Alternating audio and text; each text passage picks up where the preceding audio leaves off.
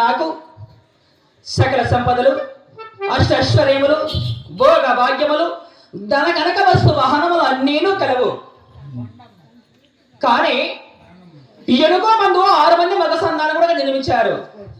ఆయనను కన్యాదానం చేయుటకు ముద్దారెట్టుకు పుట్టింటి యొక్క పైన ప్రతిష్టకు నా గర్భమున పాల్గొనబడిన వేరే శ్రీలమంచి నాగడి భార్య వంటి నాకు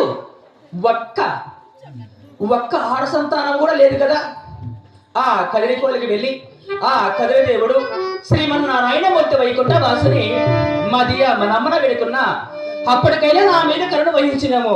ఒక తూరిగా విరచించినమ్మా, ఒక తూరిగా విరచించిన